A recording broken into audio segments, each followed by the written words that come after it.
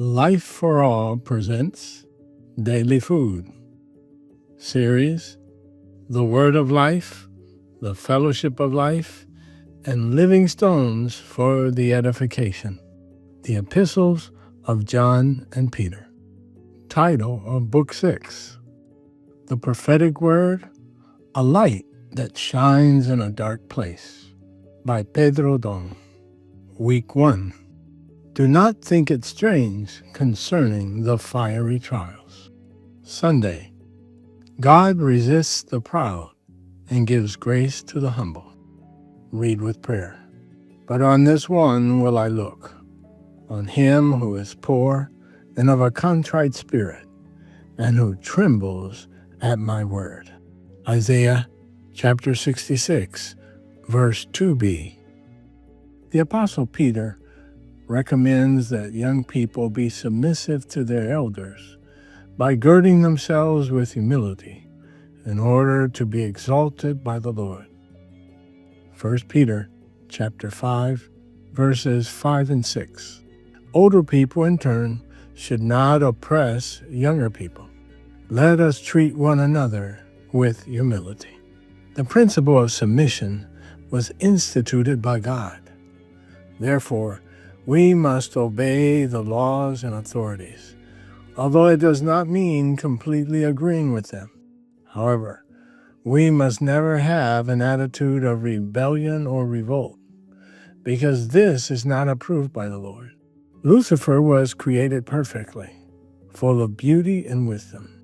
Nevertheless, pride entered his heart, and he even thought that God would choose him as deputy king to care for creation. When God chose his son to rule the nations, Lucifer rebelled, became an adversary of God, and was cast down to earth. God resists the proud. The word resist in Greek is antitasomai, which means to set oneself against, as one who organizes an army for battle. Therefore, it is as if God organized an army to fight against the proud. For this reason, both in the Bible and in the history of humanity, no rebel prospered, and all met a sad end. In contrast, God grants grace to the humble. That is, He Himself supplies their needs, because they recognize their smallness, insufficiency, and sinfulness in the face of God's greatness, power, and holiness. Isaiah 66 records that God desires to dwell in those who have a humble spirit and reverently love His word. Verses 1 and 2. Those who have this attitude consider others superior to themselves. Philippians chapter 2, verse 3. And this generates unity in the church. This unity is as powerful as a laser beam, which concentrates all its rays in one direction and in the same cycle and at the same frequency. Collimated and coherent, the rays give the laser a tremendous force, capable of cutting even steel and reaching long distances.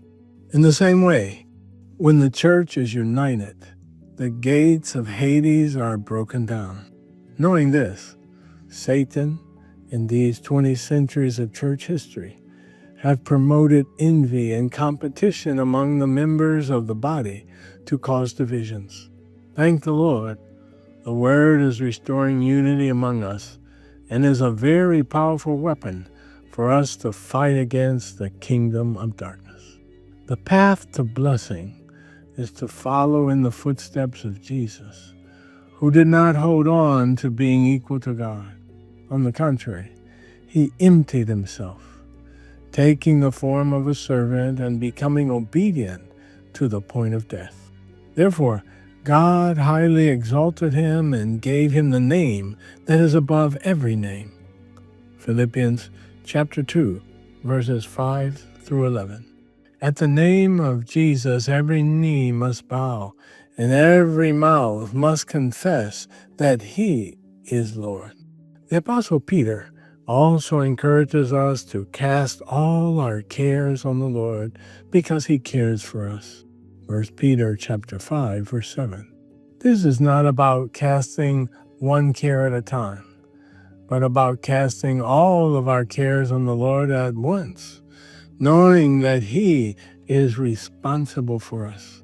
In this way, we will live in peace.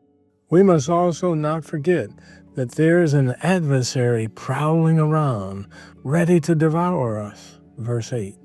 Therefore, let us be alert. When it seems that we're doing well, Paul warns us. Therefore, let him who thinks he stands take heed, lest he fall. 1 Corinthians chapter 10, verse 12. Let us be vigilant at all times, and never stray from the word.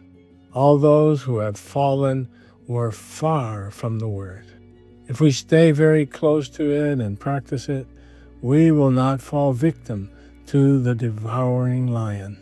In South Africa, we went on a safari where we saw lionesses stalking zebra. When the zebra is not paying attention, the lioness grabs it and devours it. In the same way, the enemy lies in wait for us to feel weak in order to overthrow us. Therefore, let us follow the word closely so as not to fall into the devil's trap. Rather, let us resist him, firm in the faith. 1 Peter chapter 5, verse 9. Let us keep in mind that we are not alone, because those who fight for the kingdom suffer with us. If, on the one hand, there is an adversary who wants to devour us, on the other hand, we have with us the God of all grace, who supplies us with his abundant life. He allows suffering to come to perfect, strengthen, and settle us, leading us to obedience. 1 Peter chapter 5, verse 10. Hebrews chapter 5, verse 8. Paul warned the elders of the church in Ephesus that after his departure, ravenous wolves would come in among them, not sparing the flock. He commended them to the Lord and to the word of his grace. Acts chapter 20, verse 32. The word is our protection. If we follow it closely, we will be protected. Concluding his first epistle, Peter reiterates that this is the genuine grace of God, and that it is only in it that we can truly stand firm.